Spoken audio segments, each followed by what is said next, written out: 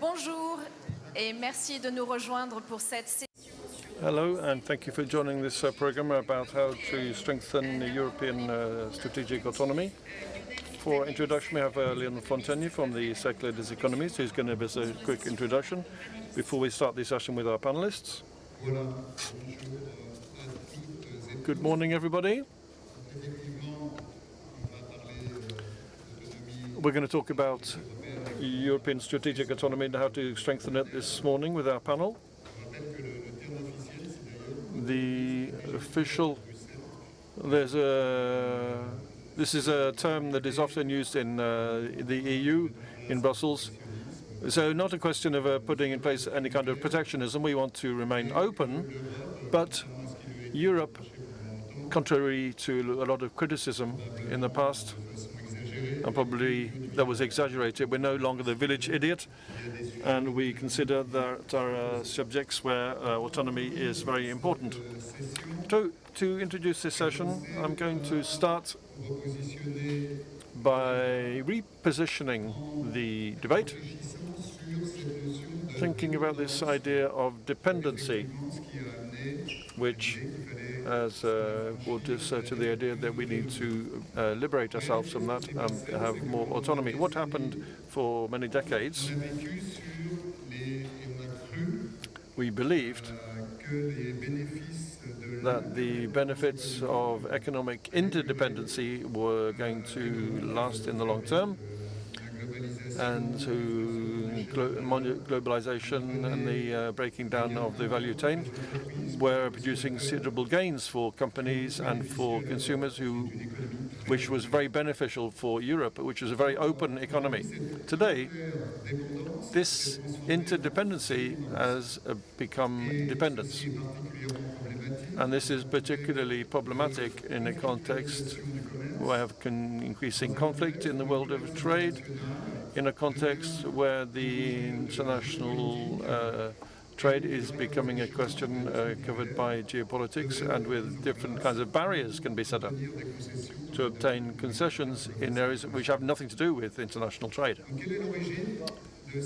So what is the origin of these dependencies? There are a lot of business leaders in the room here today.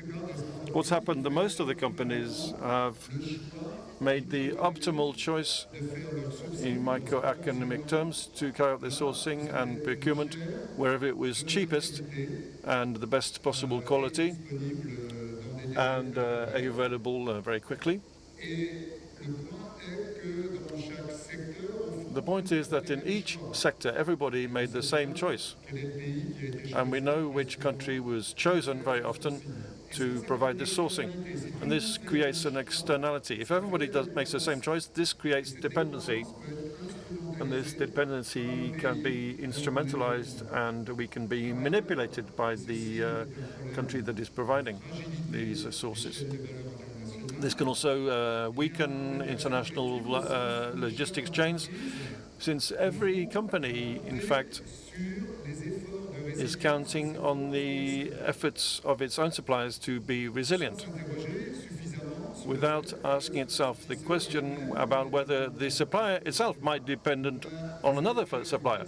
So we have a cascade effect when there's one impact or shock on one node in the value chain. That's the concept of dependency. The consequence of that, as I've just said, is the weakening of value chains, and the fact that localized shocks that are microeconomic can be transmitted right down the value chain with this cascade effect and this snowballing effect. We talked about this during the preparation 5 minutes ago. We've had alarm signals that were ringing but were not listened to enough. I mentioned the Fukushima disaster. I mentioned the flooding in Thailand. Of course, the COVID pandemic, closer to us, but there are others in the other areas, apart from international trade, in the area of international payments, for example. As Mr. Perez said earlier, there have been these alarm signals and they were not listened to enough. They weren't taken seriously enough. So we're in a situation, as I'm an economist, I talk like an economist, so in a way we have a market failure. And when there's a market failure, economists consider that that is a justification to take corrective action with the visible hand of the state, as we call it. In other words, public sector action to correct this market failure. The problem is that the state doesn't necessarily have all the information, so they need to have a detailed diagnosis of what these dependencies are. And to do this, normally we use very detailed international trade information. So that means already we're getting part of the story which doesn't concern international trade, but which concerns services more. So, for example, we look at the concentration of imports by France or by Europe of a particular product. And to do that, we use something called the Derfindale Index. This Derfindale Index is just the total of imports from different suppliers. And above a certain threshold, this index tells us that there is a danger, and the threshold,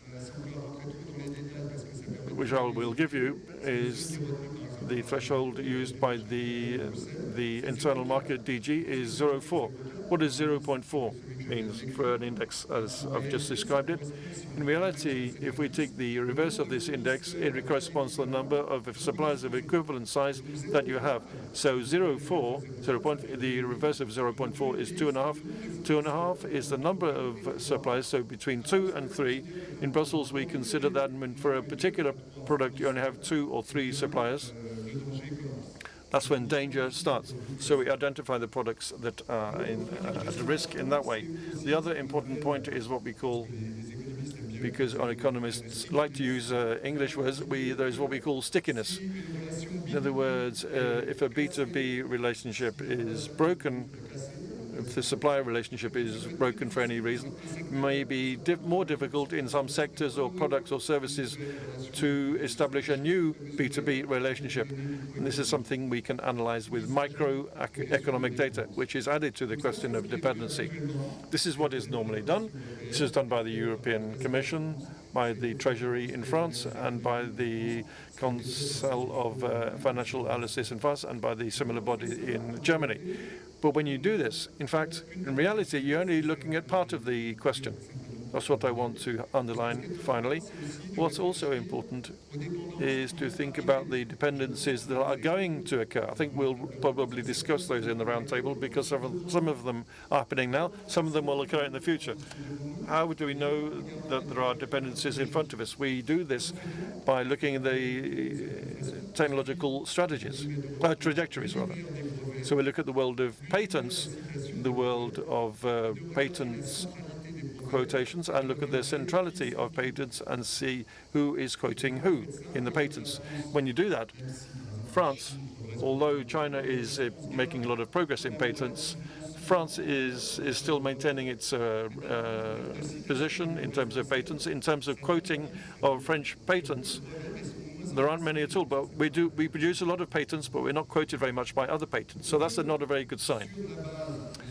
So on the basis of what I just said, then we can pair these two approaches together with a probabilistic approach and see which patents we need in the value chain for a particular product, and see in the other direction, see how the system functions the other way around. Then we can define a criticality threshold, and we take the 10 highest percent in terms of technological criticality. So those are our dependencies that will occur tomorrow. If I compare those with today's dependencies that are on our radar screen of political economists, it's very different. In reality, you only have 2% of tomorrow's dependencies that are on the radar screens of political economists today. In other words, everything is in technology, everything is in front of us. We have a wall that is arriving, that is a technological wall, and I think this roundtable will ask some important questions about how to strengthen European autonomy. We'll talk about the question of technology, which has been mentioned in other panels, but I think it is a very key subject. So we have our panelists, who I hope will respond to that question and give us answers. Thank you. Thank you very much, Lionel, for that introduction. My name is Charlotte Reed. I'm a correspondent in France for the French channel CNBC.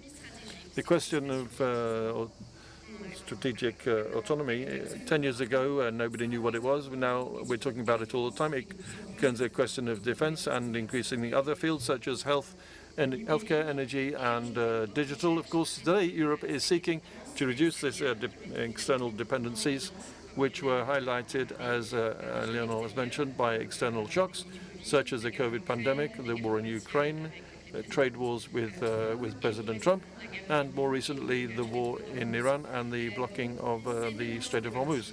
We know now that this is part of sovereignty. If that Europe wants to be heard, if it wants to be taken seriously in tomorrow's debates, if it wants to impose its vision on major themes such as AI, it has to be competitive and more independent.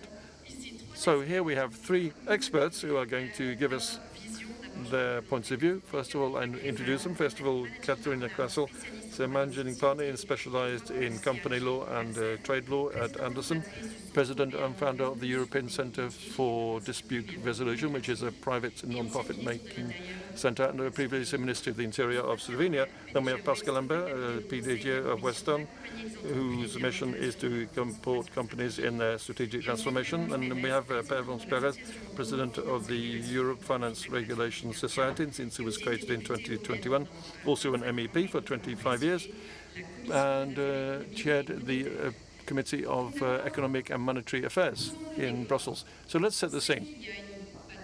We know there is a strategic battle between the giants, which are China and the US. First of all, before we talk about strategic autonomy, is Europe still in the race? Before we talk about solutions and what we need to do to solve the problems, is Europe still in the race? Katharina, would you like to start? Starting point, absolutely it's in the race. We can't say it any other way. Actually, I think that this kick in the back that we got predominantly by the US and then everything else that follows was the best thing that could happen to Europe. Because we have been in the place of complacency for like decades now, being very self-sustained and self-happy, sort of a sleeping beauty, thinking that the future will look like it looks the present. And thinking of that always brings you to the downfall. So it's good, actually, that all the bad things happened, so that Europe started to think about its position in the world, because you cannot have a partnership if you are not a partner that has the same strength, the same value. If you don't have something that the other partner wants, if you don't have that, then you only have relationship. And we all know that the relationships can be, abusive, can be hard, can be very on a very different footing. So it was about time that this happened.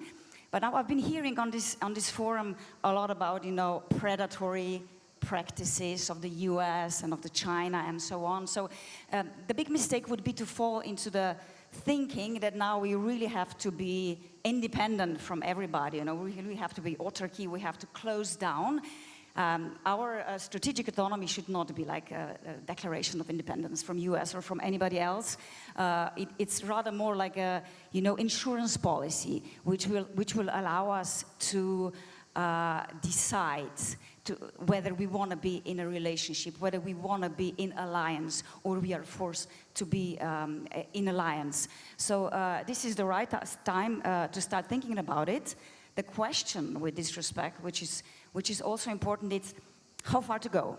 We could also go too far. So I believe we should be speaking about a very open autonomy, because Europe needs openness. We are depending on other markets. So what we should be doing in the strategy going forward is to define, well, which openness we can afford. So which relationships are really beneficial, are bilateral, we can benefit from them, so we can be open. Nobody can harm us. Then there's industries or there's products where we should have alternative, because locking us down could be harmful. And of course there are products, and there are industries where we absolutely cannot be depending on somebody else. You mentioned some of them, Charlotte, at the beginning, and we need to have our own capabilities. So let's say a certain kind of a limited and very well thought resilience is something we should need.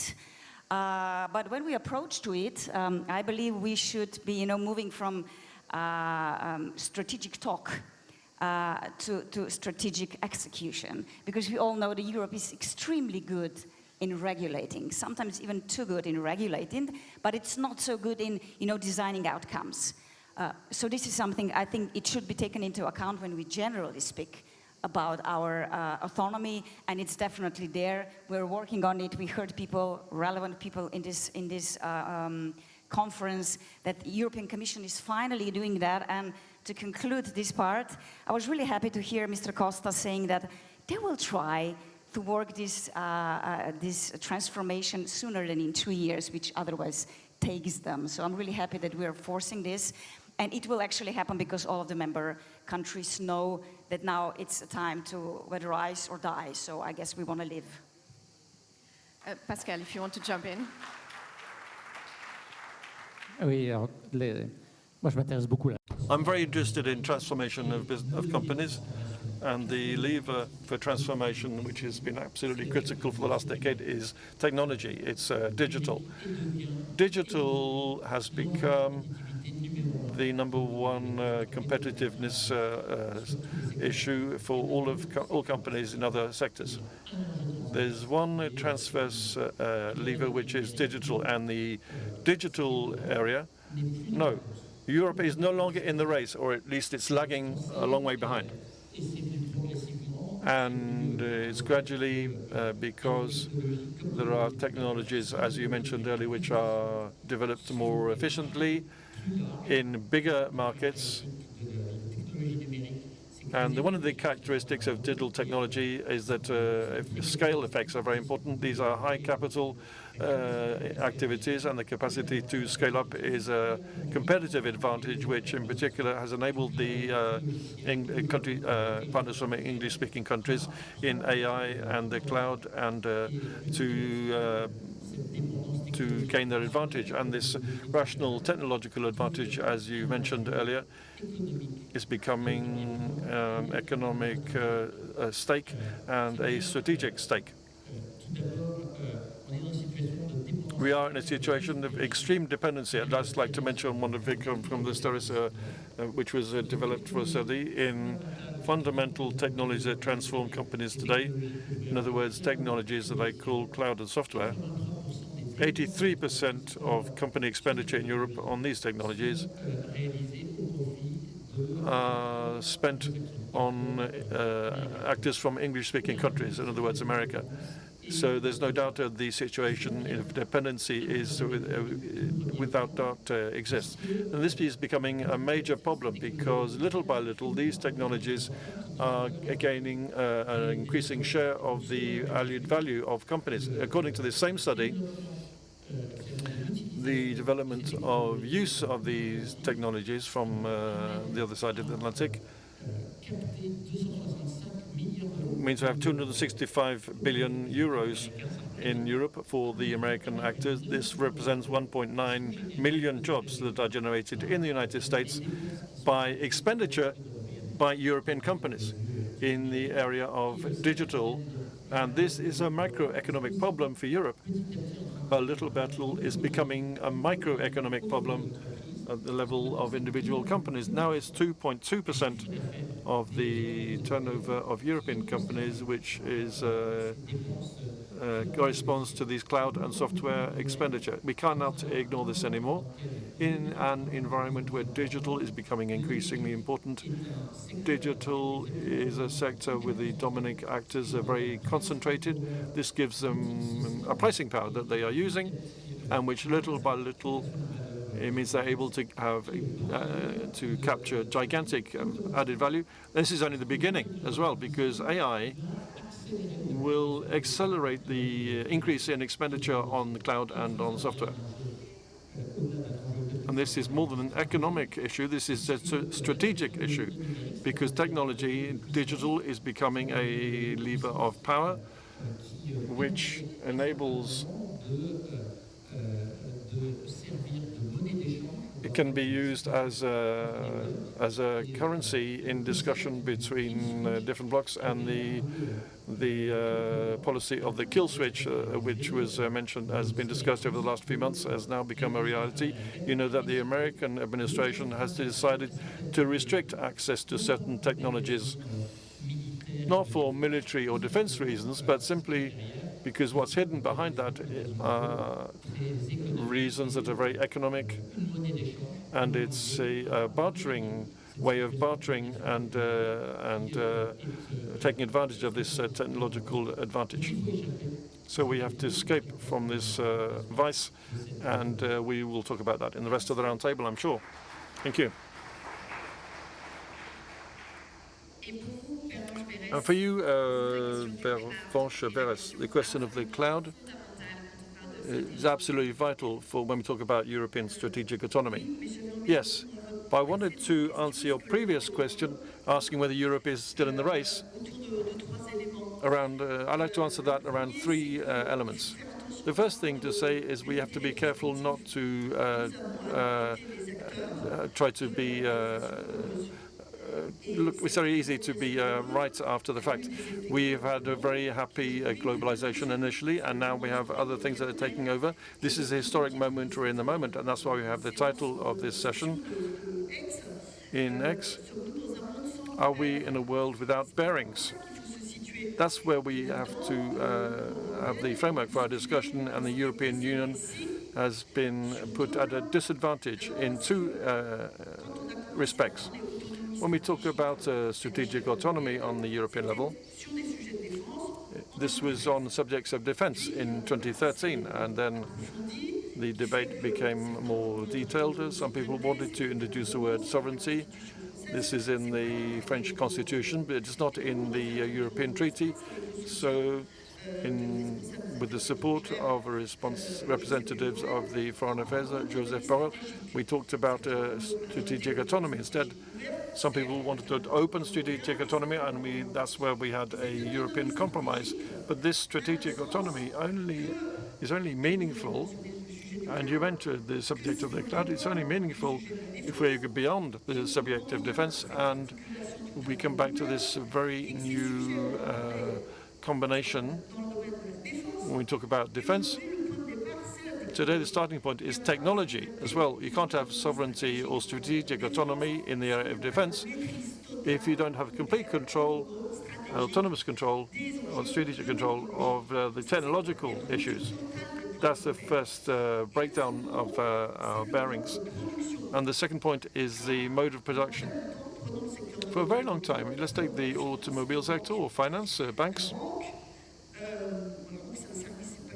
Bank is a service, not an industry. That doesn't matter. Let's look at banks and cars. They were the producers.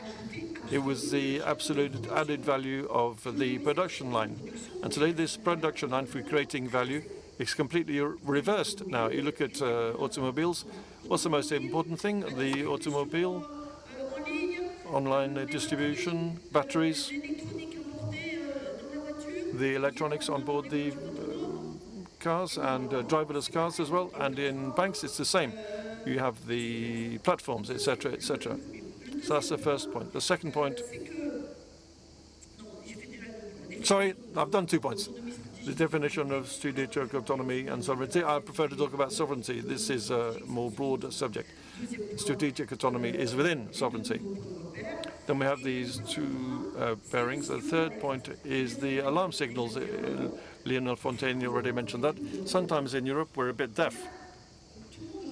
Everybody today talks about Judge Guillot. 24 years ago, when the Twin Towers were destroyed, a Belgian private law firm, Swift, had all of its data in its mirror site seized in New York as part of the fight against terrorism, and the American authorities got their hands not only on the financial transactions between American citizens and Middle Eastern citizens, but all of the intra-European transactions. If that wasn't an alarm signal, since then we've had a few reminders with Guillaume and Mitos and Greenland as well, who tells us that we need to go there. Why am I talking about the cloud? Because if we consider this strategic autonomy is vital for our sovereignty and depends on our technological control, we talk about AI all the time. There's no AI if you don't have the cloud. And the cloud today is absolutely critical issue, and we are too dependent on it. I don't want Europe to get out of that race, and that's the battle that's in front of us. I'm sure we'll have a chance to talk more about this.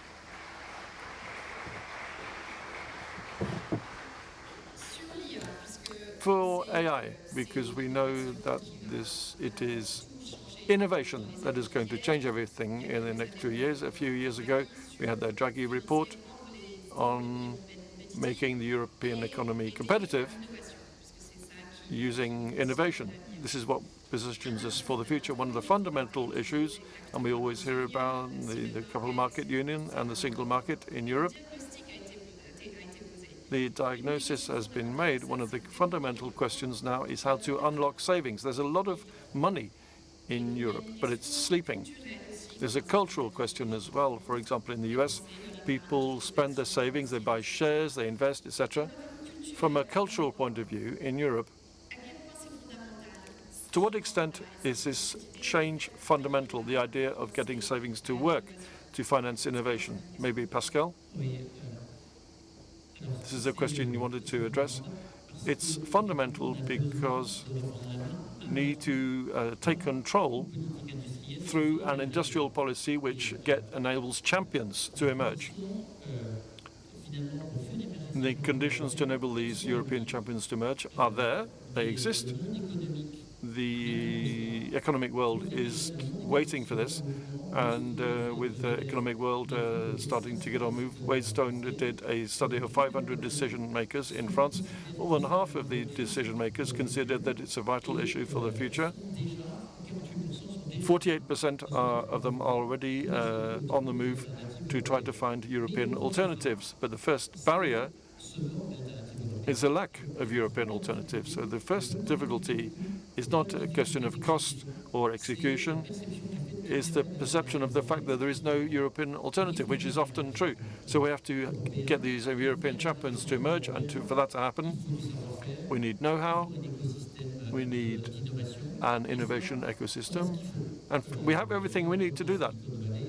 And in fact, in the Silicon Valley, a number of Europeans who are involved in the development of hyperscalers means that we have everything we need in terms of know-how in Europe. And also, we have a culture of innovation and startup creation that has developed very, very effectively in France. But scaling up does not exist in Europe. It doesn't exist because of this lack of funding for innovation.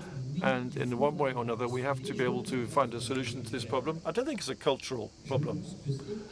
I think above all, it's a question of the capacity to little by little show the way ahead to find effective means of mobilizing this money to create champions, because savings today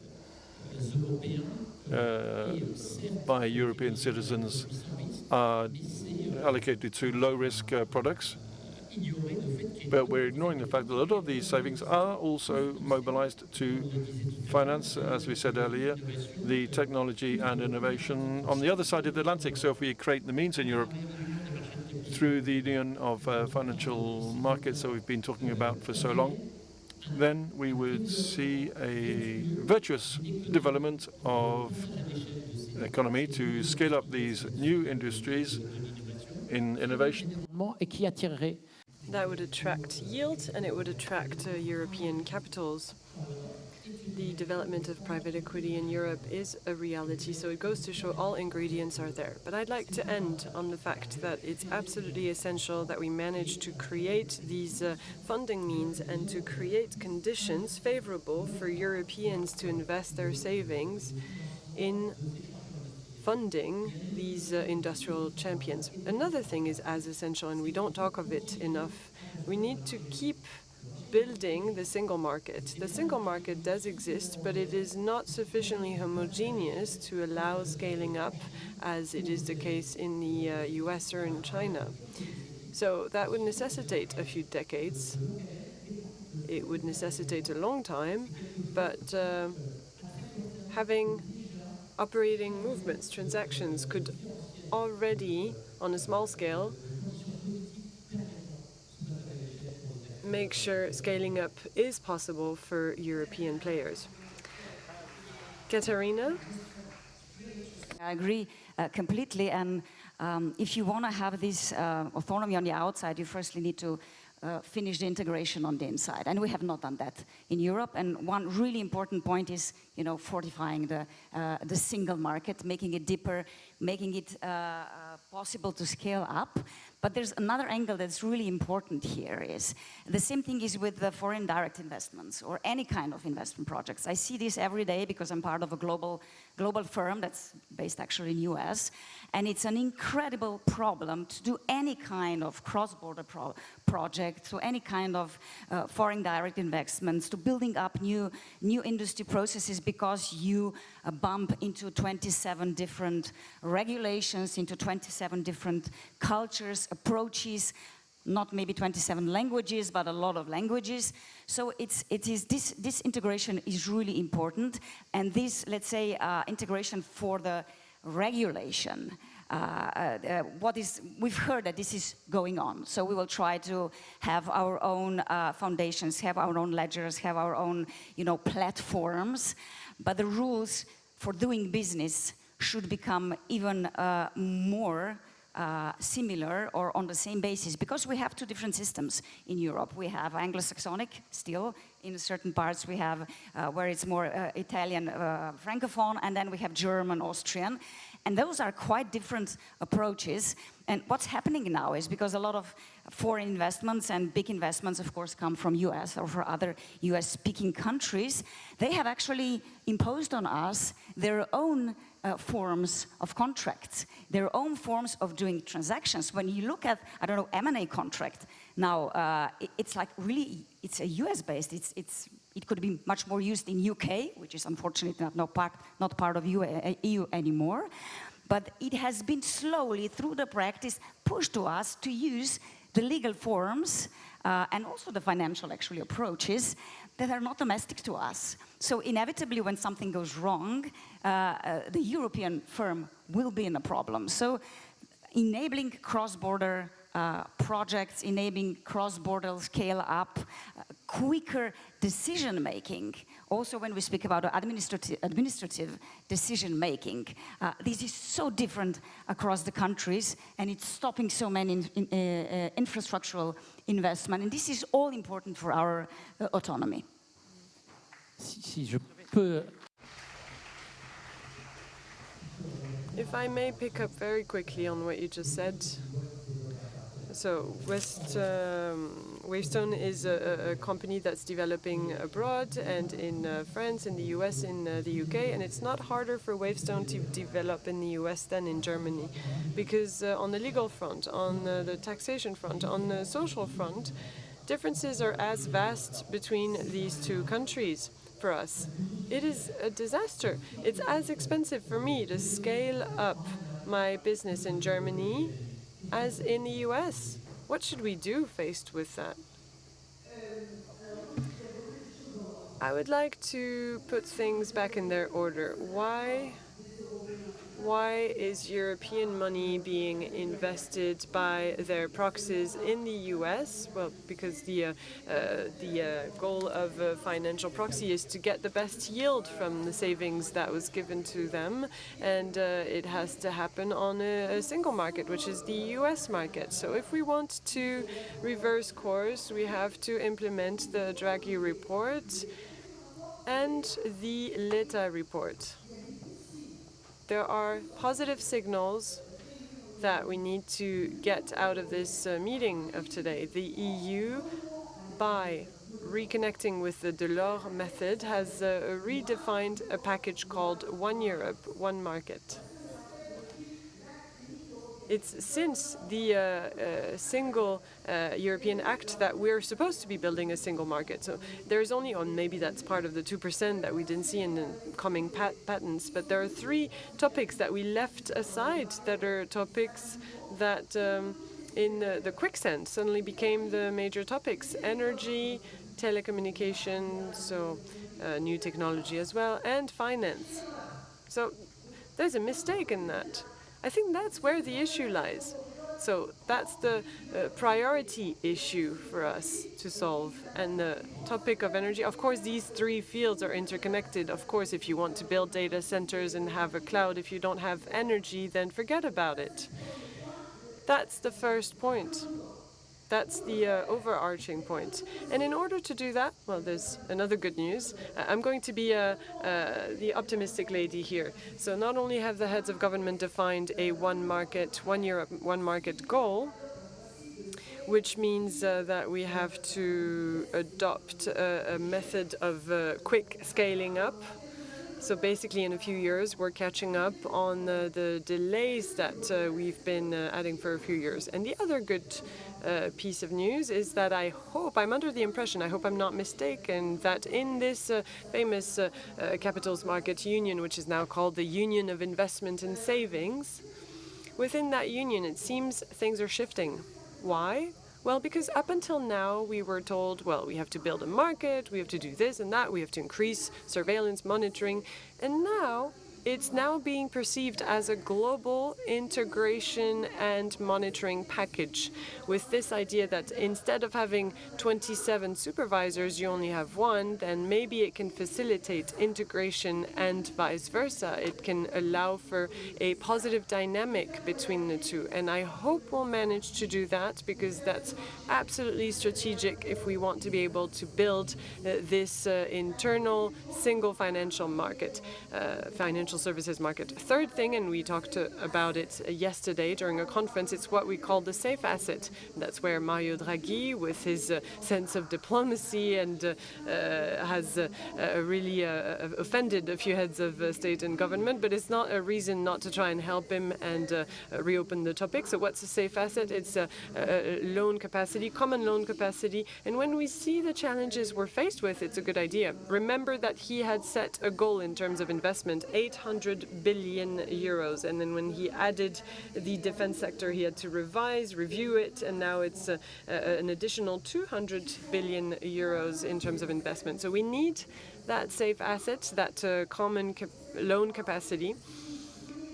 And it means that if you connect both points that I've just raised, then it means that we need something that here should be quite popular among you. We need a good private-public partnership. And that leads me to my last point. We need public orders. If we want to be up to the cloud challenge, well, I have a dream. Well, maybe someone will take the floor later on, but I have a dream. It's that the European Central Bank would federate around itself all the banks that it monitors in the framework of the single supervision mechanism, so that it can start a public order of a sovereign cloud, because then you get the scaling up and you get the dynamic of a sound public-private partnership to work on a strategic topic. You know what banks do when they add your data onto the cloud. So I think those are elements that would help us get back in the race, and I hope we'll manage it. La question de la commande publique.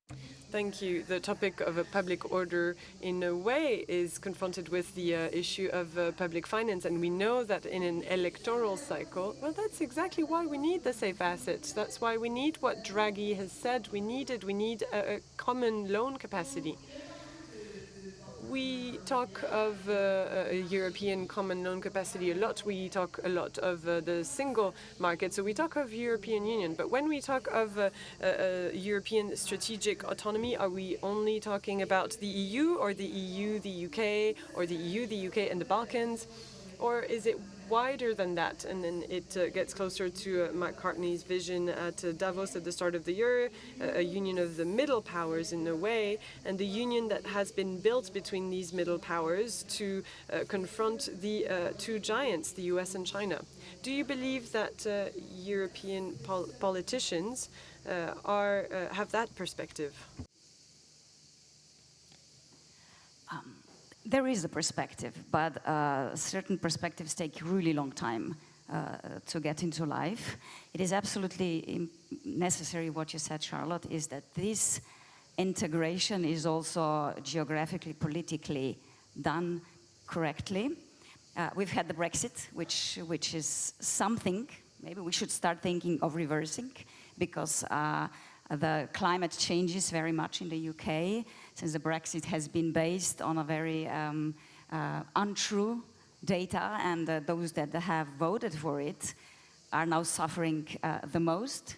We know that the Brexit was in interest of superpowers, because it's a competition battle, so nobody wants Europe very strong. They want it to be a service region, they want it to be a service partner, but not really strong. So this has, shaken our strongness. So thinking in that way should be something we should, the European politics should be doing going forward. Then there is this, when we speak about the strategies and important countries, Europe tends to be very Western European centric. So Central East Europe gets to be left out quite a lot of times. But as we mentioned here, autonomy is not just defense, and it's not just tech. It's also infrastructure, it's mobility, it's of course energy, what we mentioned. It's ability to have nearshoring, to redistribute supply chains. And here the Central Eastern Europe can play a really important part. We have seen that in the conflict and the war between Russia and the Ukraine, how the Poland did. We saw this incredible endeavor by the Czech Republic in supplying the ballistics for Ukraine. We are, the whole the whole eastern part is being really reorganized with supply of the gas. We have now new corridors being built from Greece to Ukraine, new capacities in Romania. We have this strategic materials. For example, in Serbia, they have like tons of lithium. Europe could have 90% covered by what we have in the Western Balkans. So there is.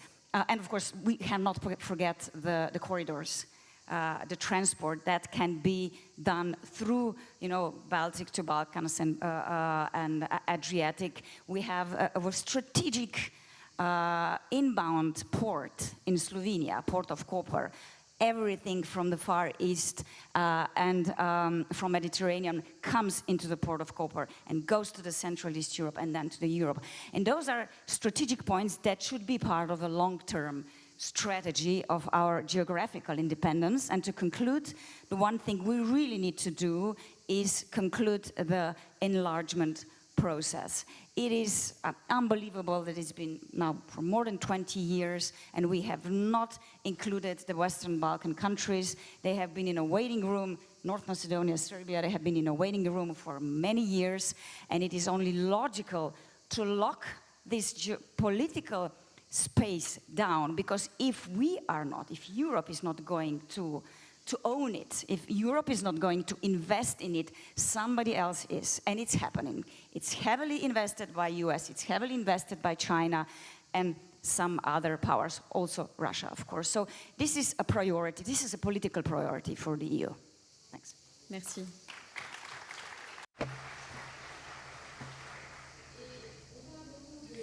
We talk a lot of what governments or Brussels can do to support this autonomy, but we also ultimately see that economic actors and companies are trying to build resilience. They've undergone shocks, and basically common sense pushes them to diversify and build that resilience internally. Should we also expect the private sector to participate in building this sovereignty? Il y a It completely shifted within the last 3 years. The topic of resilience, of strategic autonomy, and particularly in the digital field, was a topic that wasn't even on the table 3 years ago.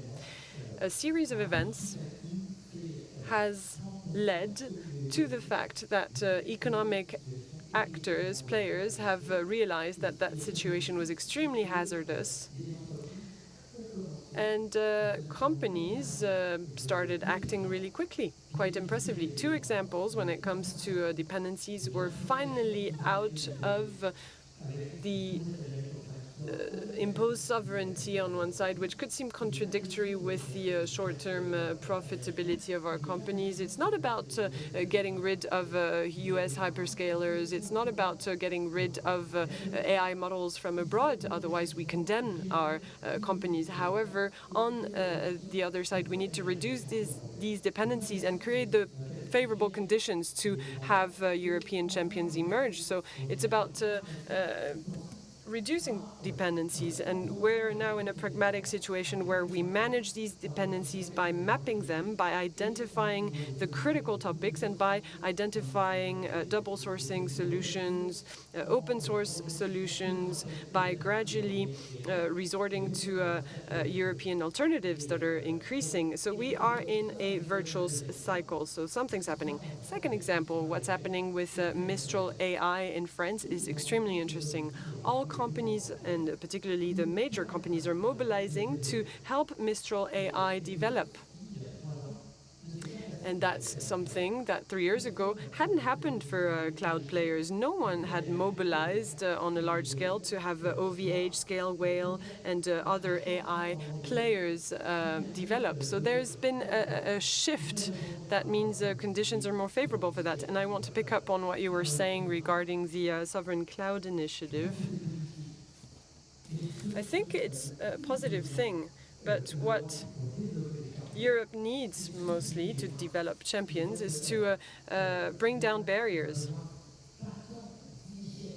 So it's not so much that we need public initiatives to create champions. What we need is we need to bring down obstacles, to deepen the single market, to allow for European investment. We need the regulatory framework in Europe to find a better balance between protection of the consumer and having sound industrial policies. That's what's the most essential if we want to have more European champions emerge. So very well. Let's take a few positive initiatives, but above all, let's bring down barriers. I think that'll have a higher impact. And I've seen that you're the one that decides on this field, so I count on you for shifting the situation so that we can get started again in the right direction. And please don't give up on us. Thank you. Thank you. No pressure. Luckily, I have no responsibility over this anymore, so I can't do anything. So still, I can contribute to this public debate, which is an absolutely essential public good, and I can do it as a European, meaning I can do it, I can participate in this debate as, we should all participate in this debate as Democrats, as leaders in the European sense of the word, Democrats that care for the planet. And honestly, only us can do that. We can say we are at the heart of a group of states that have realized the planet was a common good, a public good that's crucial and has to be defended. And our best lawyer is McCartney. When McCartney offers this alliance of Democrats, why does he do that? With China, we have quite a struggle ongoing. We have to admit it. However, if we're strong enough in our alliance to succeed in the bet we have to make, then we can have a useful dialogue, including with the Chinese, and we need that so that we are able to take up the challenge of sustainable development. And Europe, on the topic of cloud, we're in this situation where Africa was in when mobile phone arrived. They almost didn't have landlines in Africa. When I was a child, it took a year to obtain landlines, but when the GSM, when the mobile phone arrived, then that was really quickly done. So we are in a situation where we can come up with a sustainable cloud, a cloud that's aligned with our values. So there's a space for us there. And I'm happy that the 3rd of June, the European Commission, when we prepared for this session, I said maybe the cloud isn't trendy anymore. I've been talking about it for 3 years, and now there's a concrete proposal by the European Commission on the table. What does it say, that proposal? It says that in the critical fields, we have to look at where the European sovereignty is in terms of software transparency or the nature of supplies. I would say one thing on that topic.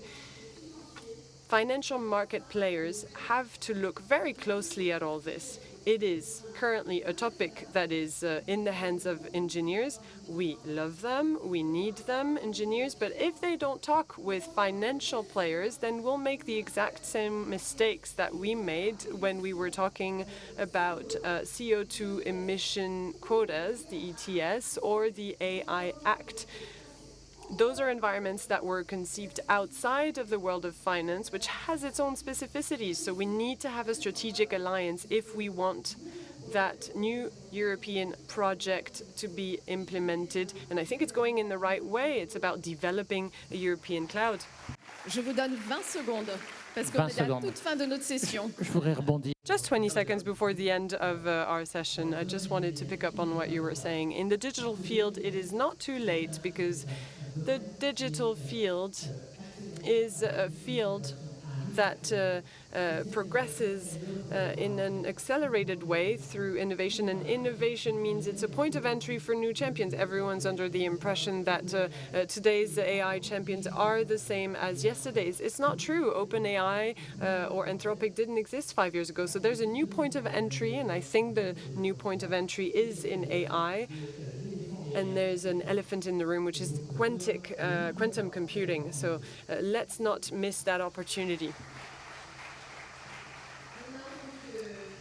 Thank you. We've heard Christine Lagarde say that European economies are more resilient to shocks. So work was done. There was progress that were made, even if there's still a lot left to do. Let's give you a floor for questions. 3 minutes only for questions.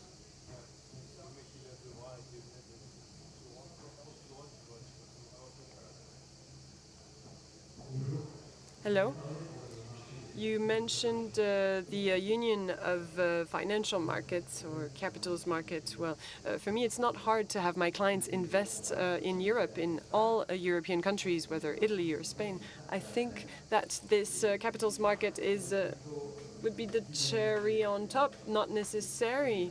In order to it would be better to create investment funds to develop the sectors you mentioned, and we need to delete standards and regulations. I always fight against regulations. In my own profession, I have AMF regulations from the Authority of Financial Markets in France. I don't understand them. I think they don't even understand them. And the big issue nowadays is that if there are capitals in the US, it's because profitability is ensured and it's much faster. A third of our engineers leave for the US.